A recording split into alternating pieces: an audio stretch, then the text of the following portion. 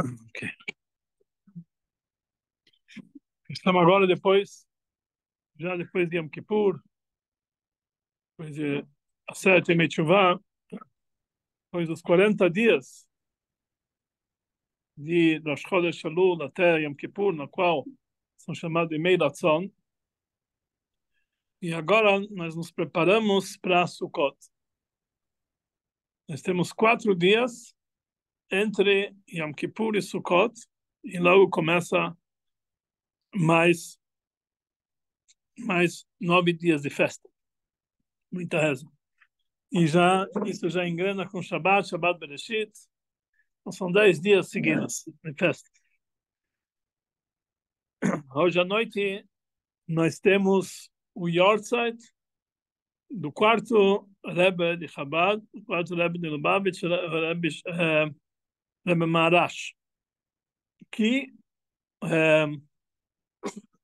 o Rebbe Maharash ele tinha um lema que o Friedrich Rebbe anterior escreveu numa das suas cartas. O Rebbe sempre repetia esse lema, que todo mundo fala que quando nós temos um obstáculo, nós temos que tentar passar por baixo. E se nós não conseguimos passar por baixo, aí nós passamos por cima. Quer dizer, em outras palavras, tem um obstáculo, a gente tenta desviar, se não tem outro jeito, nós vamos enfrentar.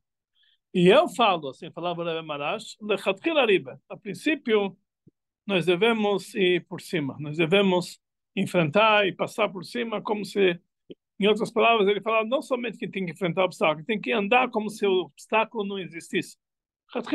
Vamos adiante, sabemos o que nós temos que fazer na vida. Então, isso aqui é o ensinamento do Rebbe Maharash, que o Yortzeit dele é hoje. A gente sabe que no dia do Yortzeit de um tzadik, todo o trabalho que ele fez na vida é levado à tona no dia do Yortzeit dele. Então vamos falar um pouquinho sobre esses dias preparatórios para Sukkot, Simchat Torah, Shmini Atzeret, Simchat Torah, Shabbat Bereshit. Então, não vem mais longe,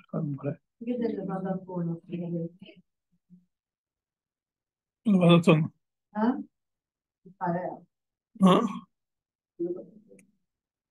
Aparece mais?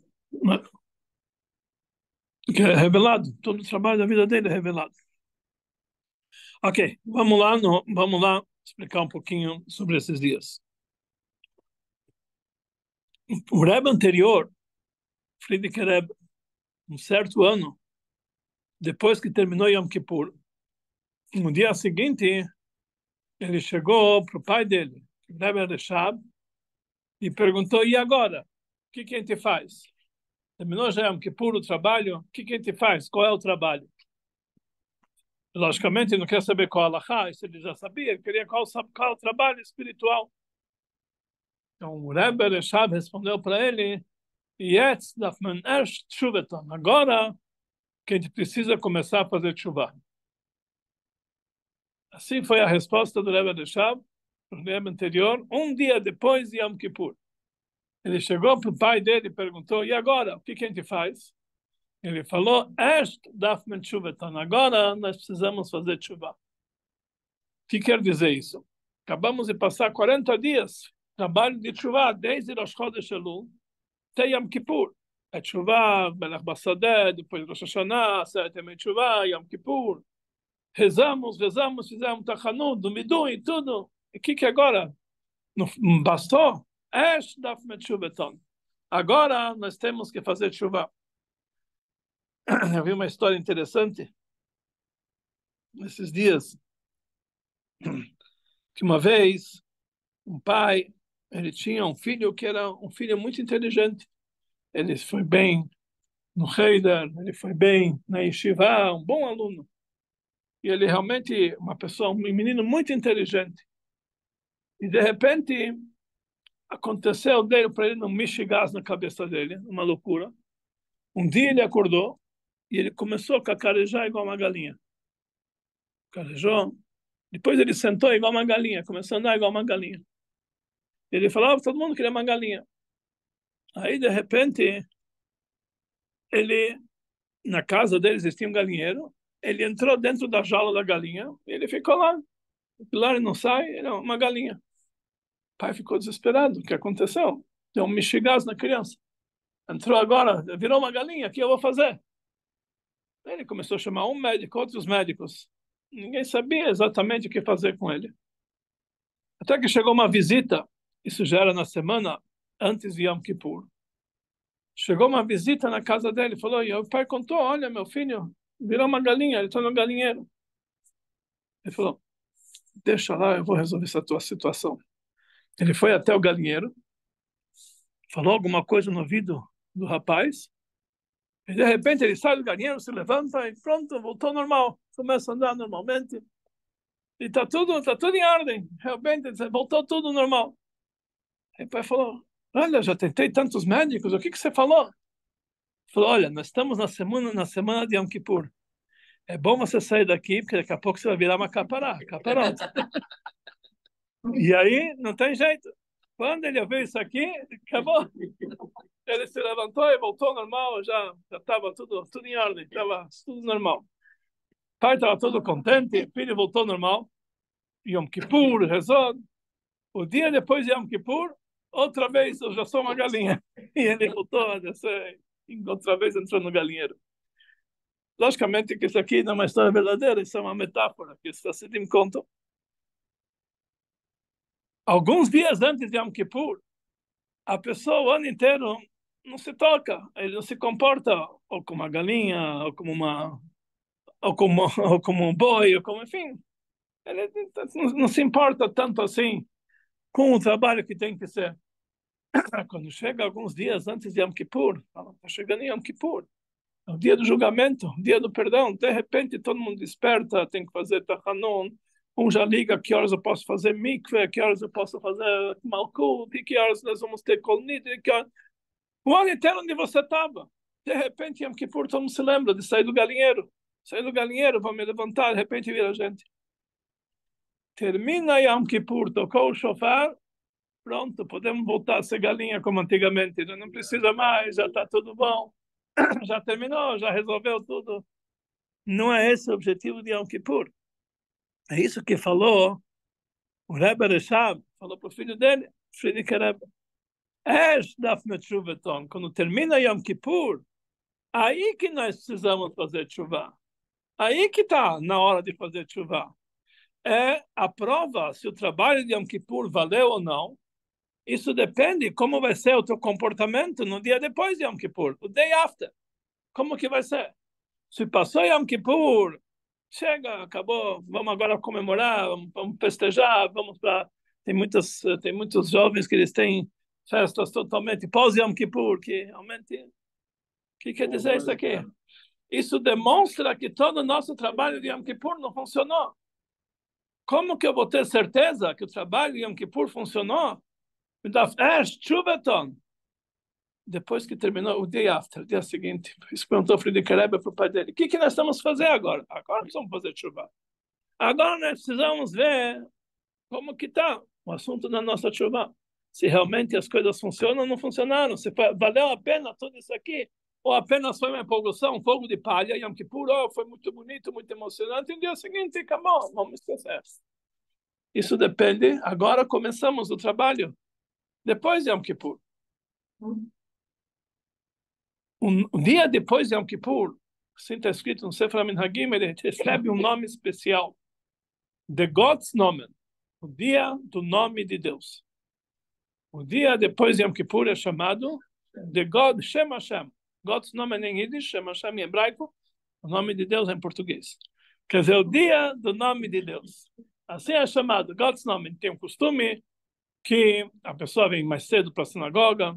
Tem muitas pessoas que acham que tem que fazer o minyan mais cedo. Não é isso que está escrito. O minyan está na hora. Tem que chegar um pouco mais cedo na sinagoga para se preparar, porque é um dia de God's Nome. O que quer dizer o nome de Deus? O dia do nome de Deus. Um nome estranho para um dia. O que tem a ver o nome de Deus com o dia depois de Yom Kippur? Talvez o dia de Yom Kippur tenha que ser chamado o nome de Deus. O que nós chamamos o dia depois de Yom Kippur? O nome de Deus. Na semana passada, nós falamos um pouco sobre Yom Kippur E lá nós falamos que todas as mitzvot que nós fazemos tem uma conexão com o nome de Deus, Yud Kei Vav Kei. Por quê? Porque mitzvah, a palavra mitzvah, mem, é substituído pelo Yud, através da fórmula de Art Bash, o Aleph, a última letra com a primeira letra, a segunda letra com a penúltima letra, assim, mem é substituído por Yud, e o tzadik por rei. Então, em vez de mem fica Yud, em vez do tzadik fica rei, e Vav Kei, o nome de Deus. Yud, Kei, Vav Kei. Mitzvah são as mesmas letras e o nome de Deus. Através das mitzvot, nós nos conectamos com o nome de Deus, com Deus. Yud, Kei, Vav, Kei. Antes de nós dormirmos, um dia que você fala Tachanun, existe um trecho no Kriyat Shema que fala o seguinte: se eu pequei e eu fiz uma falha na letra Yud do nome de Deus, através de não falar o Kriyat Shema, então eu tinha a pena celestial de apedrejamento, então recebo sobre mim essa pena de apedrejamento. O que está se tratando isso aqui? Depois, se eu errei na letra rei do nome de Deus, deixando de colocar tefilim, e eu teve a pena celestial de streifar, de ser queimado, eu recebo sobre mim como se eu fosse queimado. E se eu fiz um pecado, não fiz aquilo que aconteceu, a letra Vav, então cada mitzvah tem uma letra no nome de Deus, porque todas as mitzvot são mitzvot armaia, está ligado com o nome de Deus. No momento que a pessoa transgride uma mitzvah, ele está escrito sobre isso, Venokev Shemavaya, como se ele estivesse fazendo um furo no nome de Deus, tirando a vitalidade e levando para as forças impuras. Quando chegamos em Yom Kippur, nós devemos retocar essas falhas. Então nós chegamos ao nível de Yom Kippur, nós explicamos semana passada, que é o nível que é chamado Lifnei Havai, acima do nome de Deus. Automaticamente nós chegamos a um nível que isso preenche todas as falhas que foram feitas no nome de Deus. Porque no dia de Yom Kippur nós chegamos acima, Lifnei Havai, acima do nome de Deus. Quando nós lembramos a confissão do Kohen Gadol, no dia de Yom Kippur, nós não falamos Ana, o nome de Deus. Nós falamos Ana Hashem, nós falamos só o nome Hashem, porque ele não falava o nome de Deus, ele falava o nome de Deus explícito, que ninguém conhece hoje em dia, e ele falava. Então nós não falamos, então ela fala Ana Hashem, Ana Beshem, porque o nome que era usado está acima do nome que... E nas rezas de Yom Kippur nós falamos que seja concretizado aquilo que está escrito Anochi, Anochi, Humocheb Shecha, eu sou aquele que apaga todas as suas falhas. Porque nós falamos Anochi, Anochi, duas vezes Anochi, que quando Deus entregou a Torá, ele falou Anochi, Hashem Elokecha, eu sou Hashem, vosso Deus. Elokecha é o nome de Eloquim, nome de Deus que está ligado com a natureza. Hashem é o nome de Deus que está acima da natureza. Anochi, eu, é um nível que está acima de qualquer nome. E no dia de Yom Kippur, nós chegamos no nível de Anochi, Anochi, duas vezes Anochi. Que através da tshuva, nós transformamos todas as falhas em mitzvot. Então nós temos uma dose dupla, uma revelação que está acima do nome de Deus. Quer dizer, isso que nós erramos e falhamos nas mitzvot durante o ano, o dia de Yom Kippur perdoa, porque no dia de Yom Kippur nós chegamos a um nível divino que é chamado Lifnei Hashem, acima do nome de Deus. E ele preenche todas as falhas que foram feitas no nome de Deus.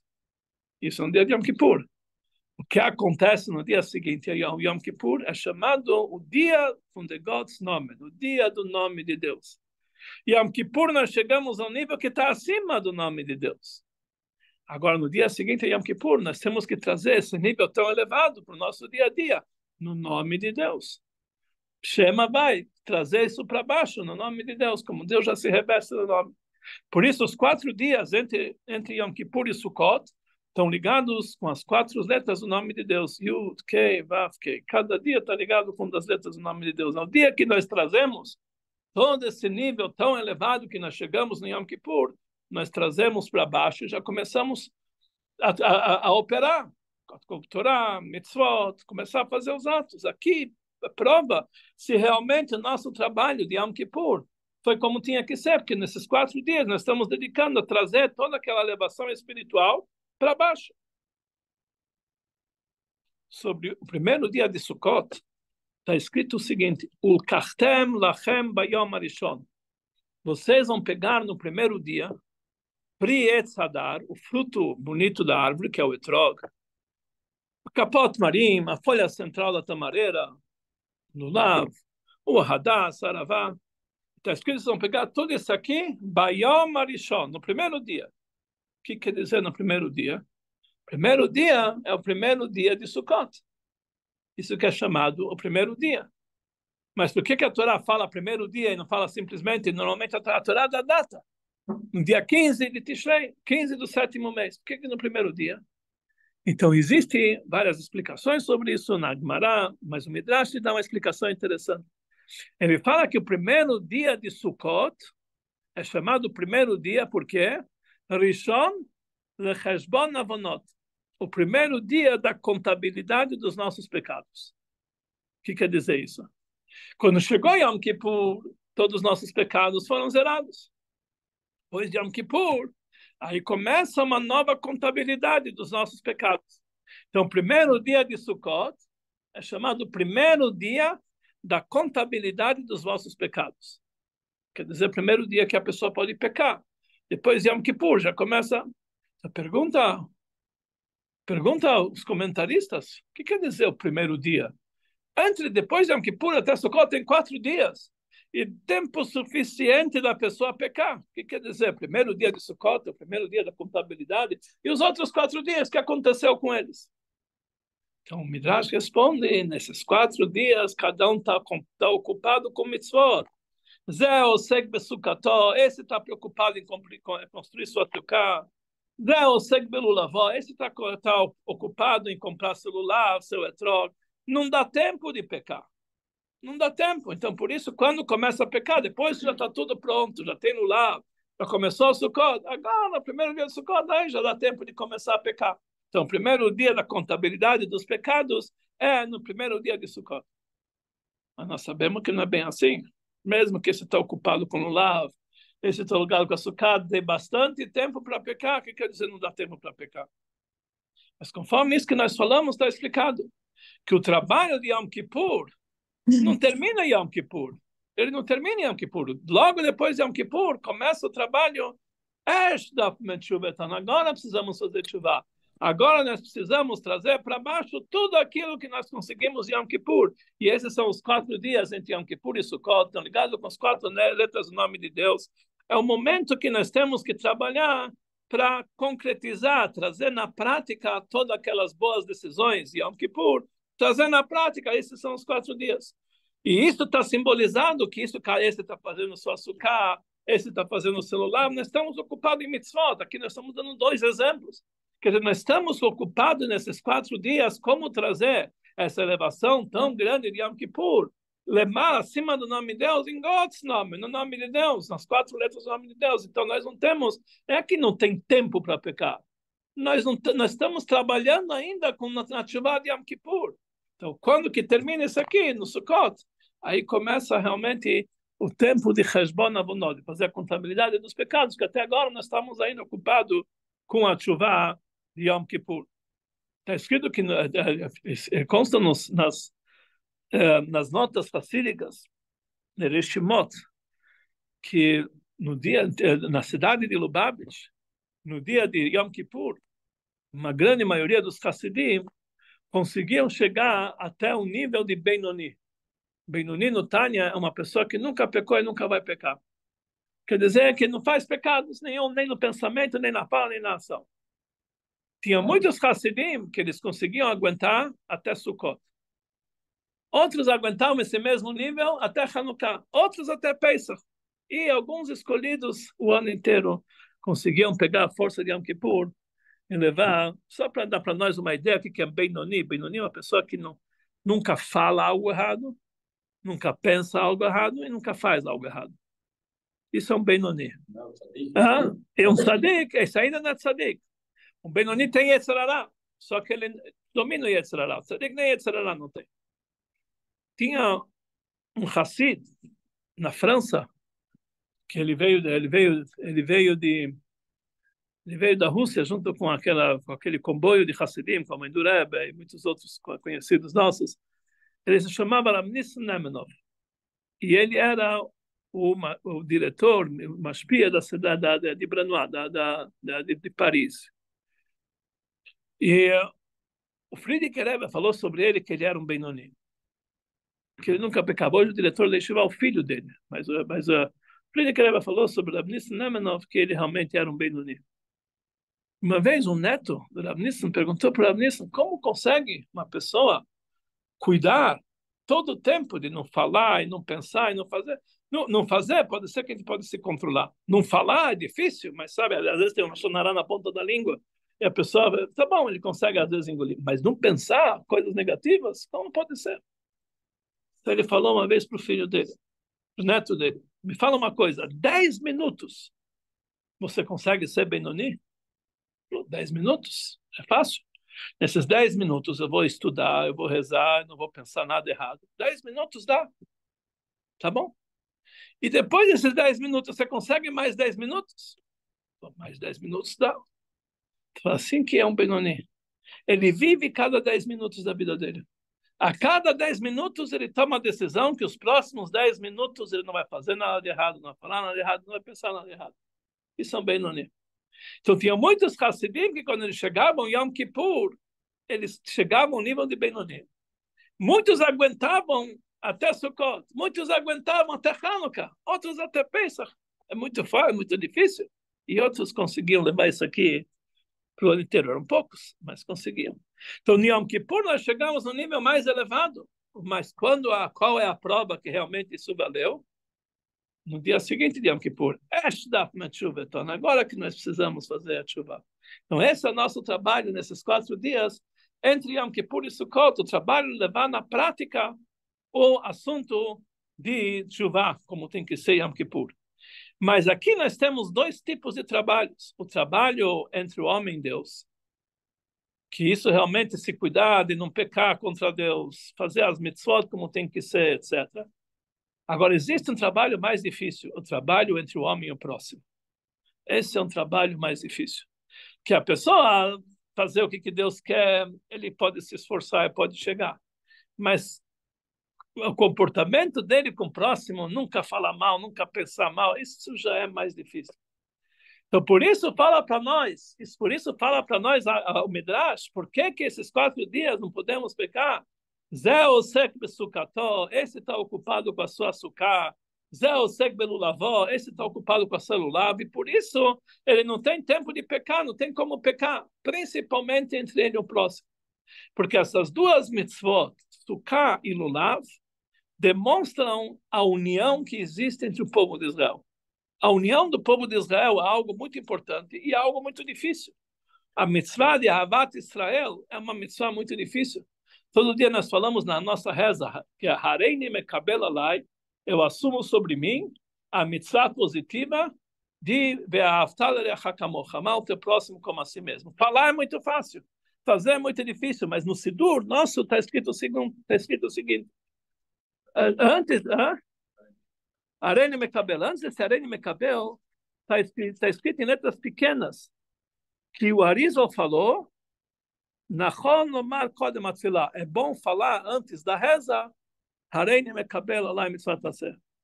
Então tinha um grande mashpia, menos putz, mais famoso, que todo dia ele falava assim, em vez de começar Arene Mekabel, ele falava antes, Nachon lomar kodem atfilah, Arene Mekabel. É o correto falar antes da reza, Arene Mekabel alai mitzvot taser. Alguém perguntava, não, esse Nachon lomar é instrução, isso não precisa falar, para começar só de Arene Mekabel. Eu falei, eu sei disso, mas falar com a minha boca, Hareini me cabelo, estou assumindo sobre mim a mitzvah de Arbat, eu sei que é mentira. Eu sei que é mentira, que é um trabalho muito difícil. Então, por isso eu começo a dizer as instruções. É o correto falar antes da reza, Hareini me cabelo. Não quer dizer, assumir isso aqui de verdade, eu sei que não é verdade, então por isso não estou falando. Ele começa as instruções.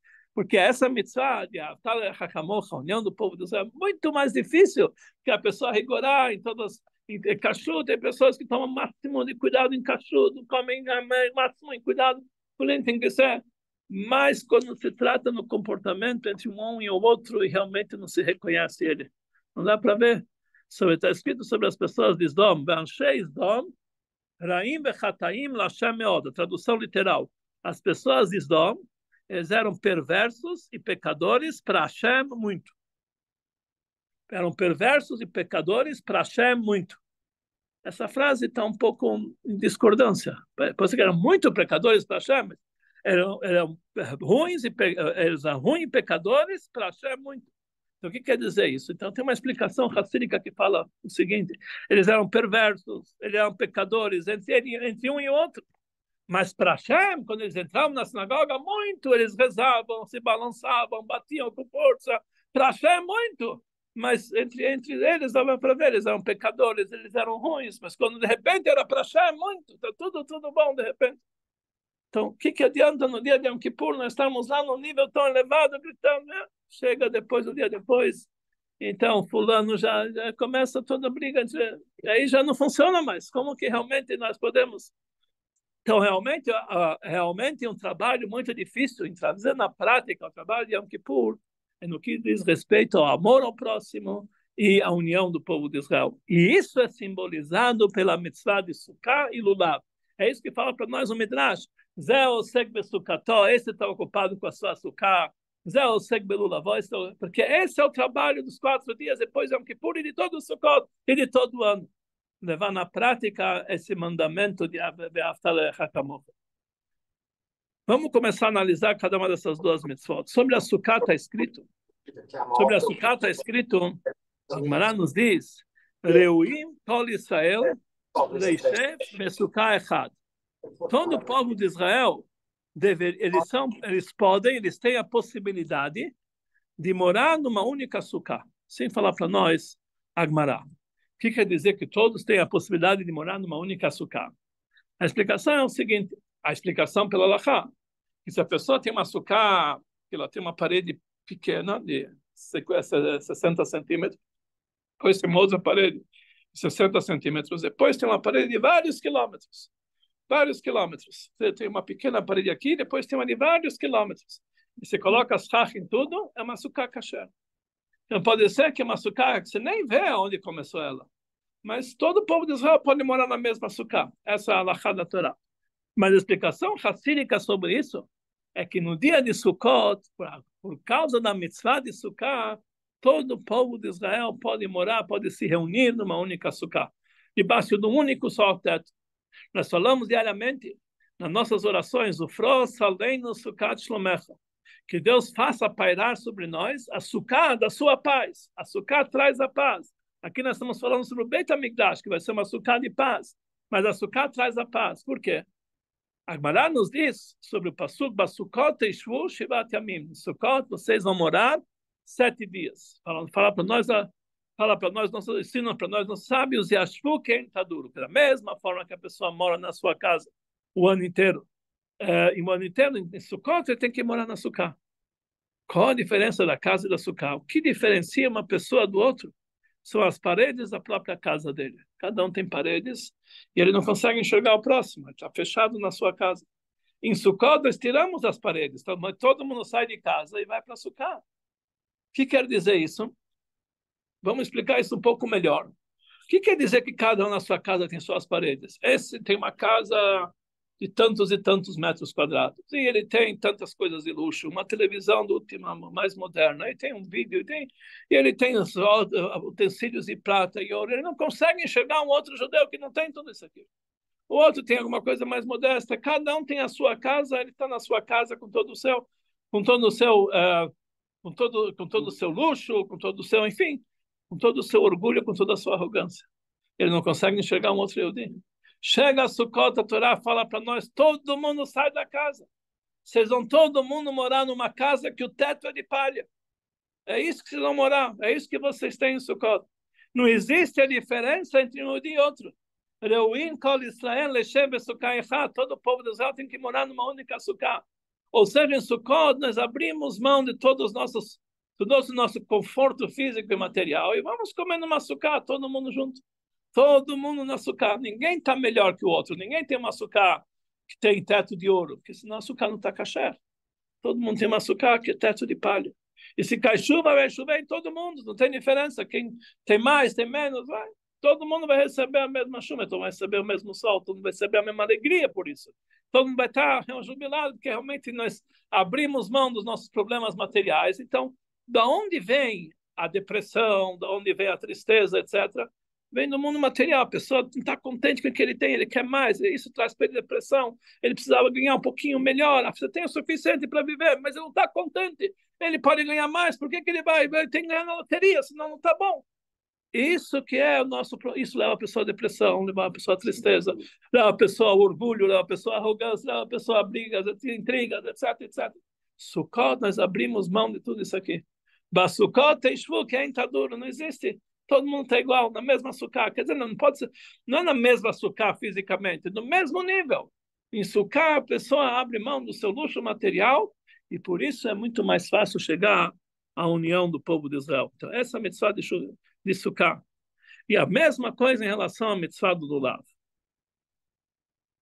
O Midrash nos diz, o kartem lachem, vão pegar para vocês no primeiro dia, priet sadar, o fruto, o etrog.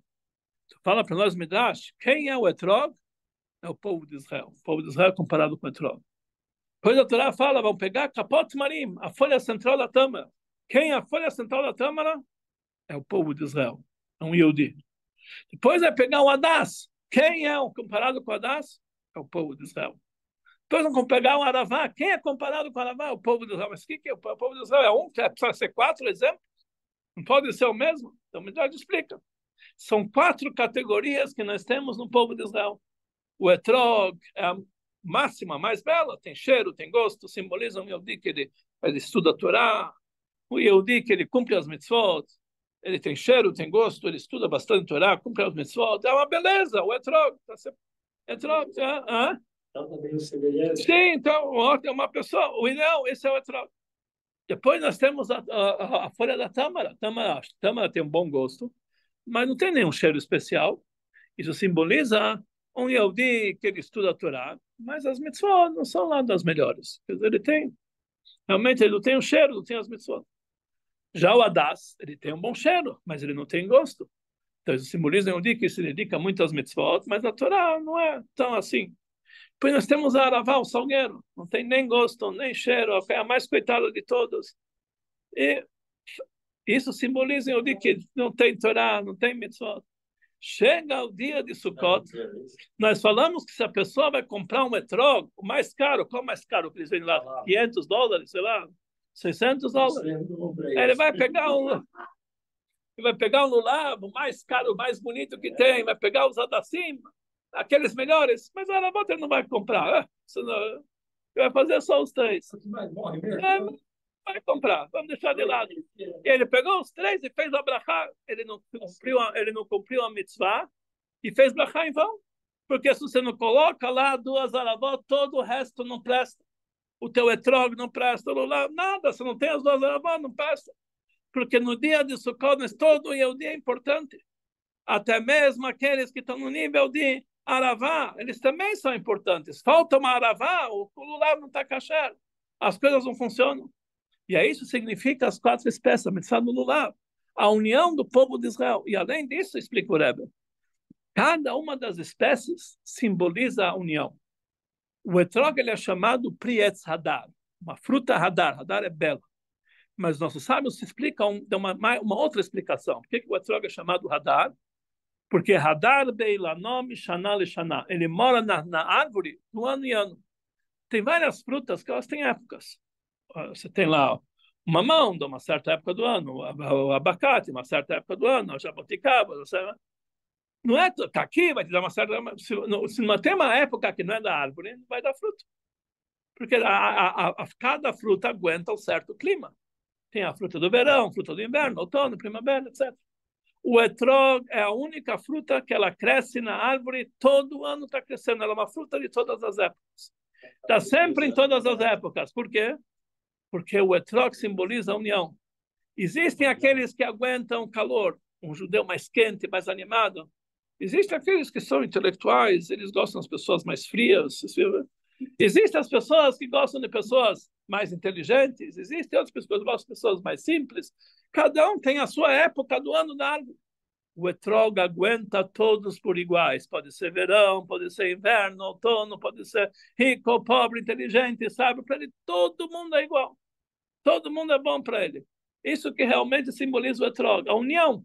Ele aguenta todas as personalidades. É a união do povo de Israel.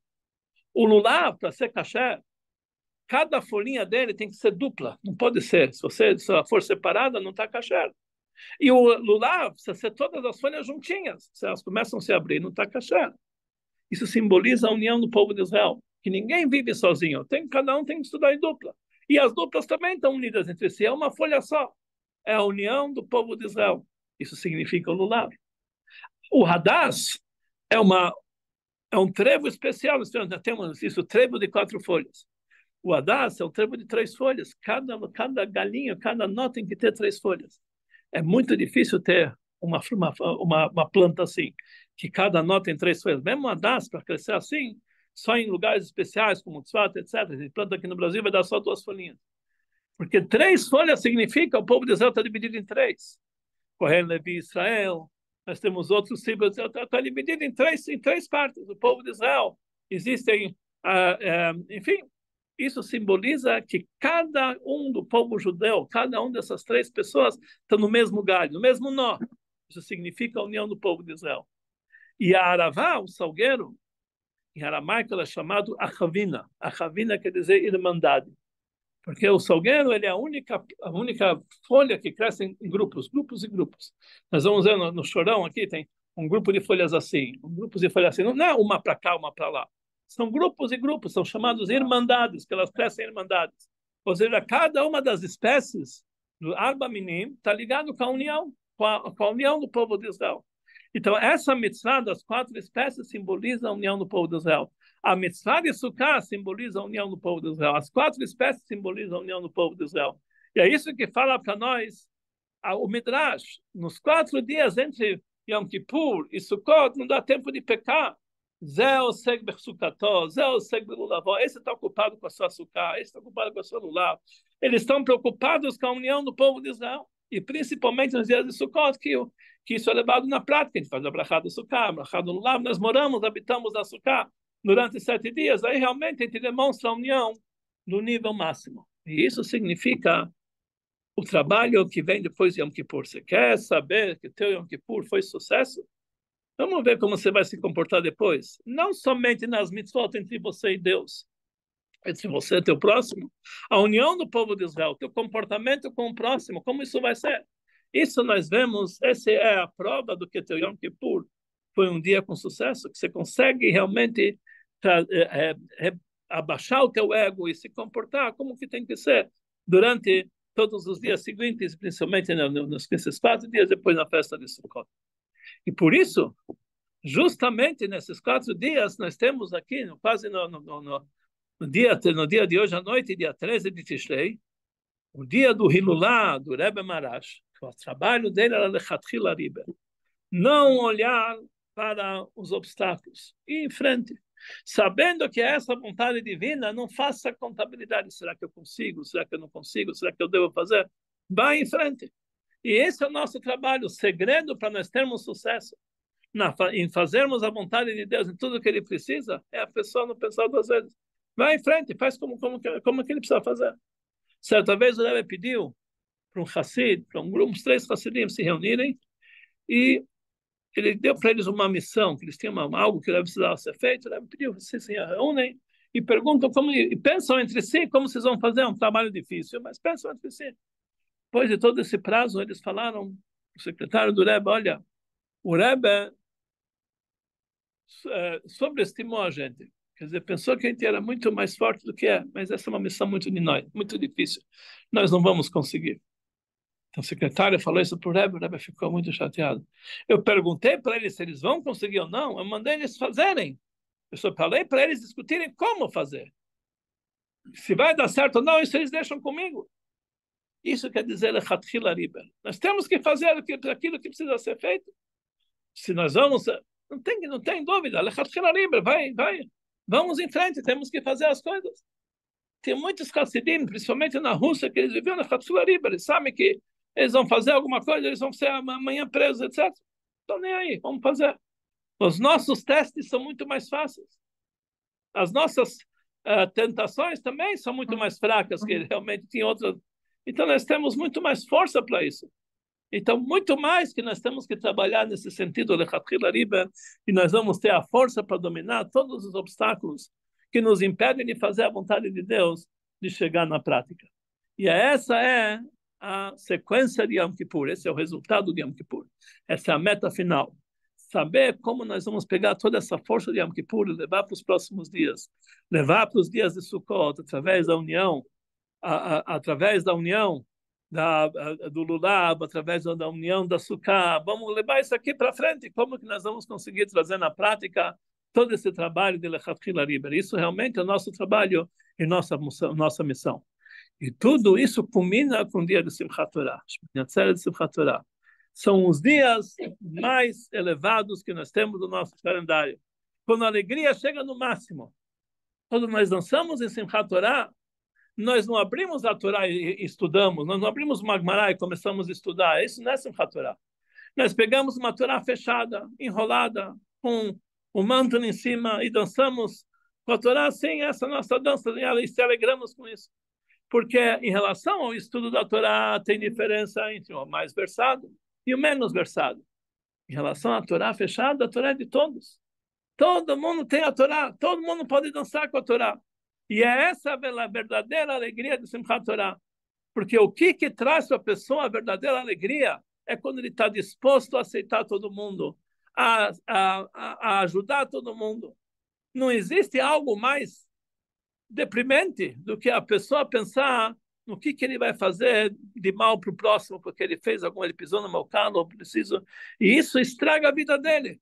Isso é a pessoa, de vez em quando alguém faz alguma coisa errada, magoa uma outra pessoa, e o outro paga com juros e correção monetária. Começa a pensar, o que eu vou fazer para ele? Eu vou fazer isso? Não, vou fazer algo pior, precisa sofrer mais. E assim vai a vida inteira dele, e no final acaba não fazendo nada, porque não tem força para isso. Então, nossa vida inteira acaba em bobagens. Quando uma pessoa gosta do outro, ele tem prazer do outro, isso é uma vida, ele traz alegria para a vida dele. E é essa alegria que culmina no dia de Simchat Torah. E isso realmente termina todo esse mês de festas, Rosh Hashanah, Yom Kippur, Sukkot, Simchat Torah, aquilo que termina e culmina tudo.